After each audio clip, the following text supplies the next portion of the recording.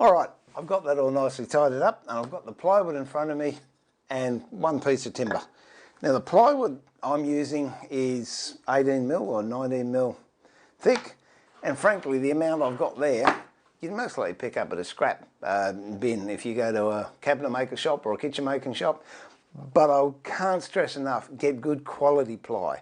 I mean, even if it's free, see if you can get free good quality ply. Bits I've got here is 600 by 240, one piece by 160, and one piece by 35. Now that's going to make a board that might be too big for what I want, but it doesn't matter because we can make it and then cut it down to size when we finish. Very, very simple. This bit we'll leave for later on. And the screws I'm going to be using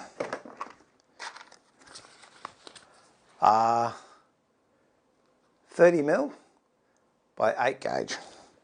So whatever plywood you use, just make sure that the screws you use aren't going to come through the other side, because you don't want it messing your bench up or marking your bench.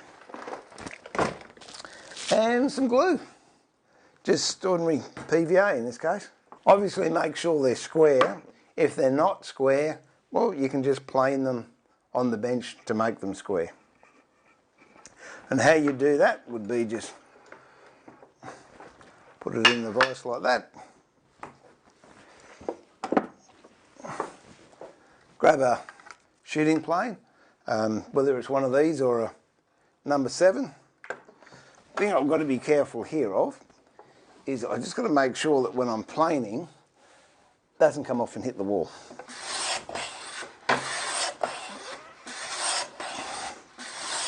That's pretty square, I reckon.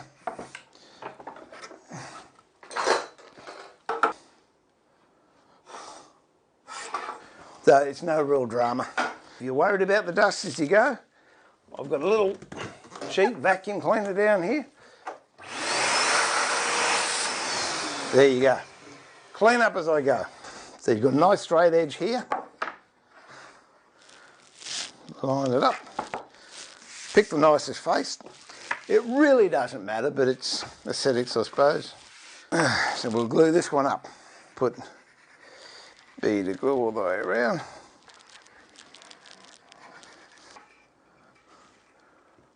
Put it on top. What you can do to make sure it stays in place, just grab a clamp.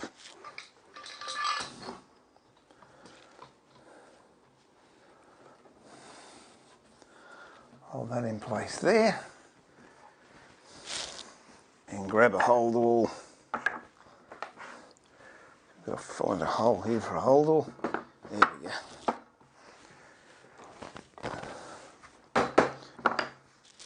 Okay, that's not going anywhere.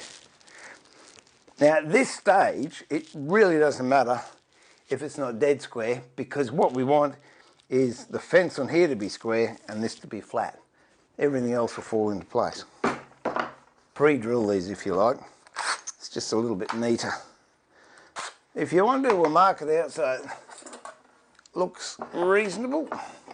Now bear in mind, we've got to leave a gap here because I want to put that board in. So we might just draw that in, say there. So I can have a screw here, one here, one here, one there. We'll just mark all that out.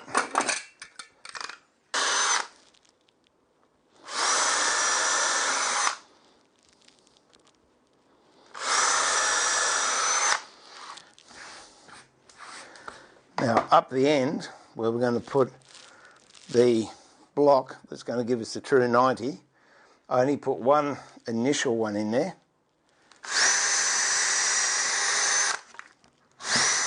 To hold that in place.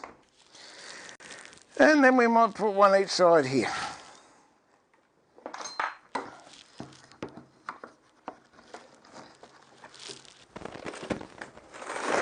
Grab some screws, and 1, 2, 3, 4, 5, 6, 7, 8, 9.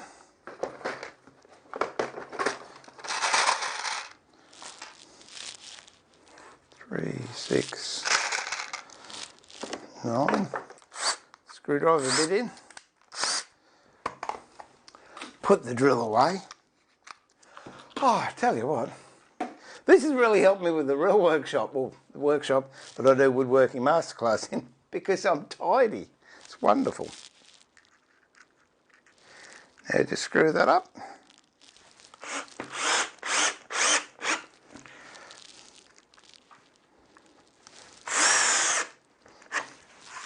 Make sure they're nice and flush. And there is basically 3/4 of your shooting board done. Again, make sure that this is nice and square, and then put it along the edge of your board. Actually, that's a bit long, so what we might do is just knock that off a bit, and I will use a Japanese saw for that.